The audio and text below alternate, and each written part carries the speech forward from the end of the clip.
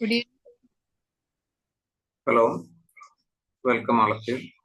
നമ്മൾ ഇന്ന് മനസ്സിലാക്കാൻ പോകുന്നത് ഓട്ടോ ഇമ്മ്യൂണിറ്റി അഥവാ സ്വയം പ്രതിരോധ ശേഷിയെക്കുറിച്ചാണ്. ജനിതകപരമോ അതായത് ജനറ്റിക്കലായോ മറ്റേതെങ്കിലും കാരണത്താൽ ചിലപ്പോൾ സ്വന്തം കോശങ്ങളെ തന്നെ ശരീരം ആക്രമിക്കുന്ന അവസ്ഥയാണ് ഓട്ടോ ഇമ്മ്യൂണിറ്റി എന്ന് പറയുന്നത്. ഓട്ടോ ഇമ്മ്യൂൺ ഡിസീസിൽ അതായത് സ്വയം പ്രതിരോധ രോഗങ്ങളിൽ സ്വന്തം ശരീരകോശങ്ങളെ തന്നെ ആക്രമിക്കുന്ന ആന്റിബോഡീസ് ഉണ്ടാകും. അതിനെ എന്ത് പറയും? ഓട്ടോ ആന്റിബോഡീസ് എന്നാണ് പറയുന്നത്. ഓട്ടോ ആന്റിബോഡീസ് എന്താണ് ചെയ്യുന്നത്? നമുക്ക് നമ്മുടെ ശരീരത്തിന് ആവശ്യമായ ചില സെൽഫ് ആന്റിജൻസിൽ ബൈൻഡ് ചെയ്യും. മനസ്സിലായോ? ഇപ്പൊ ഉദാഹരണത്തിന് നമ്മുടെ പല കോശങ്ങളിലും റിസപ്റ്റേഴ്സ് ഇല്ലേ? ഈ റിസപ്റ്റേഴ്സ് പലതും പ്രോട്ടീൻസ് ആണല്ലോ. ഇത്തരം പ്രോട്ടീൻസ് നമുക്ക് ആവശ്യമായ ആന്റിജൻസ് ആണ്, അതായത് സെൽഫ് ആന്റിജൻസ് ആണ്. നമുക്ക് ചില ഓട്ടോ ഇമ്മ്യൂൺ ഡിസോർഡേഴ്സിനെ കുറിച്ച് ഇപ്പൊ മനസ്സിലാക്കാം. അപ്പോൾ അത് വ്യക്തമായിട്ട് മനസ്സിലാകും. ചില ഡിസീസിനെ കുറിച്ച് ഞാൻ വ്യക്തമായ ധാരണ തരാം, അന്നേരം ബാക്കിയുള്ള ഡിസീസിനെ കുറിച്ച് നമുക്ക് പെട്ടെന്ന് മനസ്സിലാകും. അപ്പൊ ആദ്യമായിട്ട് മിയാസ്തീന ഗ്രാവിസ് ഇതിനെ കുറിച്ച് നമ്മൾ നോക്കാം. ഇവിടെ ആന്റിബോഡീസ്, അത് autoantibodies are produced against acetylcholine receptors. അസറ്റൈൽ കോലിന് എതിരായിട്ടല്ല, അസറ്റൈൽ കോലിൻ റിസപ്റ്റേഴ്സ് പലർക്കും തെറ്റുന്നതാണ്. അതായത് സാധാരണ ഒരു ന്യൂറോണിൽ നിന്നും മറ്റൊരു ന്യൂറോണിലേക്ക് ഇമ്പൾസ് എങ്ങനെയാണ് പാസ് ചെയ്യുന്നത്? പ്രീ സിനാപ്റ്റിക് ന്യൂറോണിൽ നിന്നും അസറ്റൈൽ കോലിൻ സിനാപ്സ് വഴി പോസ്റ്റ് സിനാപ്റ്റിക് ന്യൂറോണിലെ അസറ്റൈൽ കോലിൻ റിസപ്റ്ററുമായി ബൈൻഡ് ചെയ്യുന്നു, അല്ലേ? അങ്ങനെയല്ലേ പഠിച്ചിട്ടുള്ളതല്ലേ? അപ്പൊ ഒരു ന്യൂറോണിൽ നിന്നും ഒരു മസിൽ സെല്ലിലേക്കാണ് ഇമ്പൾസ് പാസ് ചെയ്യണമെങ്കിലോ ന്യൂറോണിൽ നിന്ന് acetylcholine neuromuscular junction വഴി പാസ് ചെയ്ത് മസിൽ സെല്ലിൽ കാണുന്ന അസറ്റൈൽ കോലിൻ റിസപ്റ്ററുമായി ബൈൻഡ് ചെയ്യണം, അല്ലേ? നമുക്ക് ഇവിടെ നോക്കാം. അതായത് നോർമൽ ആയിട്ടുള്ള, അത് മിയാസ്തീന ഗ്രാവിസ് ബാധിച്ച ആളിലല്ല, നോർമൽ ആയിട്ടുള്ള ന്യൂറോ മസ്കുലാർ ജംഗ്ഷൻ കാണിച്ചിരിക്കുക. അതായത് ന്യൂറോൺ കണ്ടോ, അതിന്റെ എൻഡിൽ അസറ്റൈൽ കോലിനെ കാണുന്നുണ്ട്. അത് ന്യൂറോ മസ്കുലാർ ജംഗ്ഷൻ വഴി അത് റിലീസ് ചെയ്യുന്നു. ഇത് മസിലാണ് കണ്ടോ, ഇത് നെർവ്, ഇത് മസിലിൽ ഇത് അസറ്റൈൽ കോലിൻ റിസപ്റ്റർ ഉണ്ടോ, കണ്ടോ. അപ്പൊ ഈ അസറ്റൈൽ കോലിൻ റിസപ്റ്ററിൽ ഈ അസറ്റൈൽ കോലിൻ അവിടെ പ്രസ് ചെയ്യും, അന്നേരം ഇമ്പൾസ് ഇങ്ങോട്ട് ട്രാൻസ്മിറ്റ് ചെയ്യും. ഇത് നോർമൽ. മിയാസ്തീന ഗ്രാവിസ് ബാധിച്ച ആളുകളുണ്ടോ, ന്യൂറോണിൽ നിന്ന് റിലീസ് ചെയ്യുന്ന അസറ്റൈൽ കോലിൻ ഇങ്ങനെ വന്നിട്ട് ന്യൂറോ മസ്കുലാർ ജംഗ്ഷനിൽ വന്നു. പക്ഷെ ഇവിടെ അസറ്റൈൽ കോലിൻ റിസപ്റ്ററുമായിട്ട് ബൈൻഡ് ചെയ്യാൻ പറ്റുന്നില്ല. എന്തുകൊണ്ടാ? ബിക്കോസ് അവിടെ മസിൽ സെല്ലിൽ ഈ അസറ്റൈൽ കോലിൻ റിസപ്റ്ററിൽ എന്ത് ബൈൻഡ് ചെയ്തിരിക്കുന്നു? റിസപ്റ്റേഴ്സ് ആർ ബ്ലോക്ക്ഡ് ബൈ എന്താ? Auto antibodies. മനസ്സിലായോ? അപ്പൊ മിയാസ്തീന ഗ്രാവിസ് എന്താണെന്നുള്ളത് വ്യക്തമായിട്ട് മനസ്സിലായല്ലോ, അല്ലേ? അടുത്ത് സന്ധിവാദം രക്തവാചാരം മനസ്സിലാവും. അടുത്ത് ഗ്രേവ്സ് ഡിസീസ്, അതിനെ കുറിച്ച് അതും പലർക്കും സംശയം വരുന്നതെന്നാണ്. ഞാൻ അതുകൊണ്ട് അതൊന്ന് വ്യക്തമായിട്ട് മനസ്സിലാക്കുക.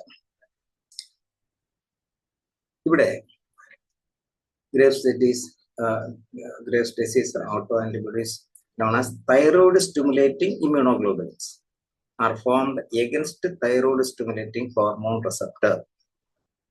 Here the autoantibodies mimic thyroid stimulating hormone TSH, leading to hyperthyroidism. അതാണല്ലോ ഗ്രേവ്സ് ഡിസീസ്.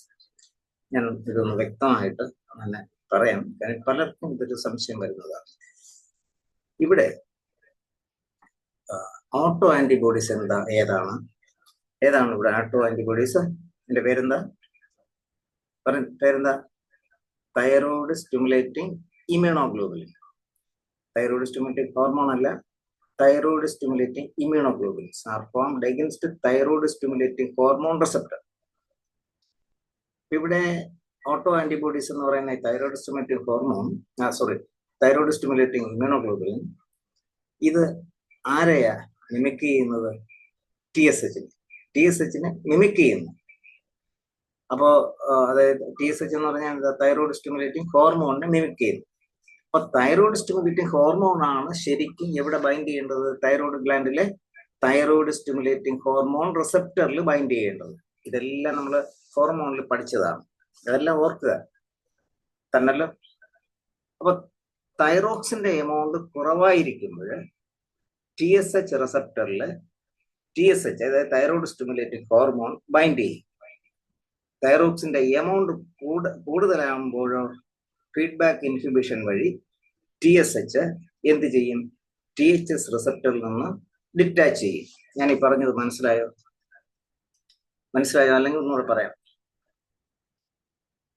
മനസ്സിലായോ? എന്നാലേ ഓട്ടോ ആന്റിബോഡീസിന്റെ കാര്യം മനസ്സിലാവുള്ളൂ.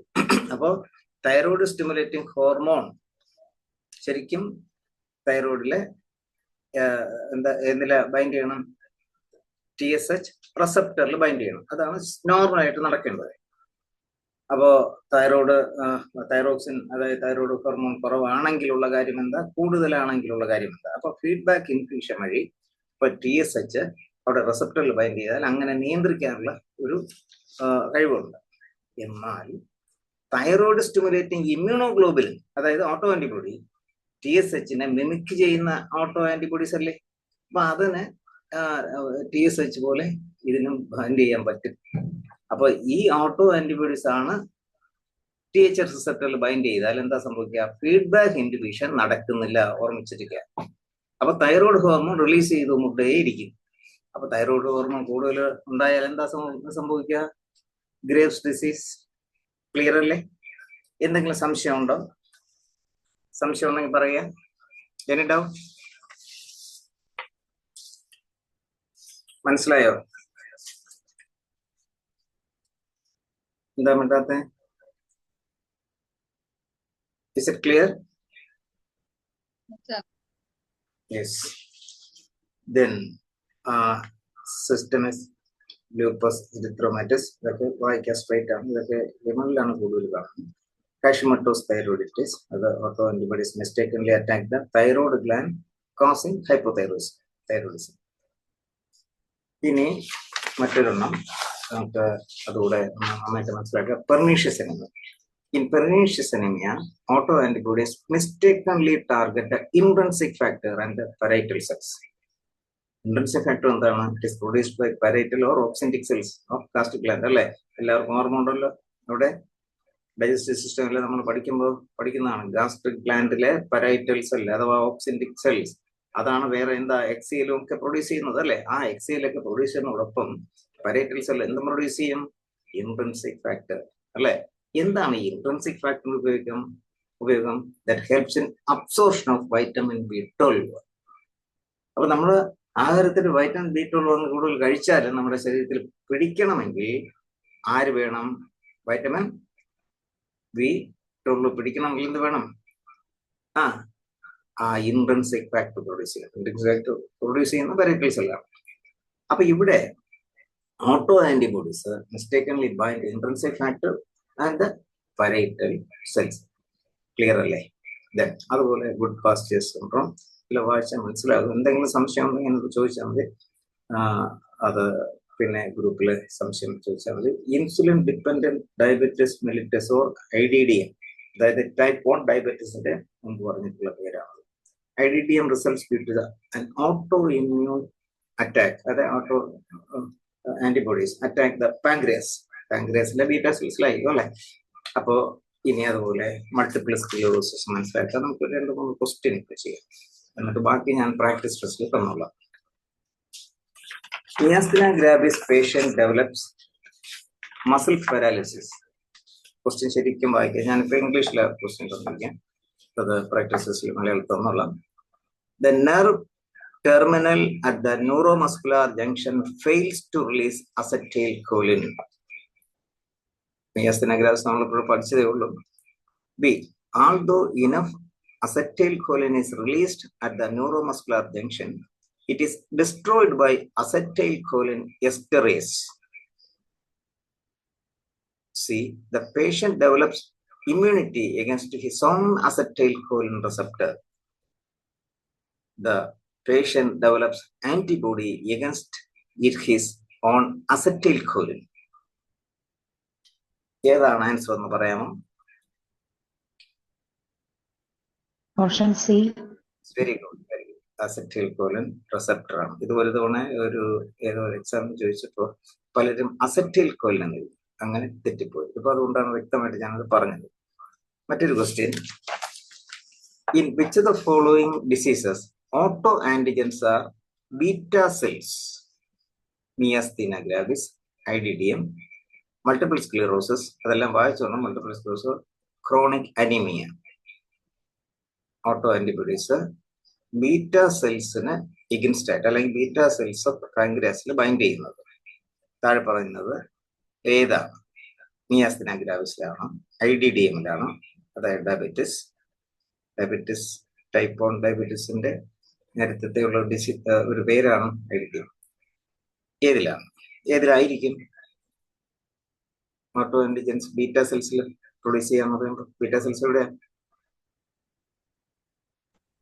IDDM. Very good. മനസ്സിലായില്ല? ഇതൊക്കെ ചോദിച്ചിട്ടുള്ളതാണ്. ഇങ്ങനെ ധാരാളം ക്വസ്റ്റ്യൻ, ഞാൻ കൂടെ 2-3 ക്വസ്റ്റ്യനെ തന്നിട്ടുള്ളൂ. ഇതിൽ ഉള്ള കുറേയധികം ക്വസ്റ്റ്യൻസ് കൂടെ ചെയ്യുമ്പോൾ ഓട്ടോയിനെ പറ്റിയുള്ള ഏത് ക്വസ്റ്റ്യനും നമുക്ക് ആൻസർ ചെയ്യാൻ പറ്റും. Which of the following is autoimmune disease? ഇവിടെ നമ്മൾ പറയാത്ത ഒരെണ്ണമാണ് തന്നിരിക്കുക. അത് ഇതുപോലെ അപൂർവം ചിലതുണ്ട്, അത് ഞാൻ ക്വസ്റ്റ്യൻ തന്നോളാം. ഇത് കണ്ടാൽ ഏതാണെന്ന് നിങ്ങൾക്ക് മനസ്സിലാകും. Which of the following is autoimmune disease? Addison's disease, syphilis, tuberculosis, AIDS.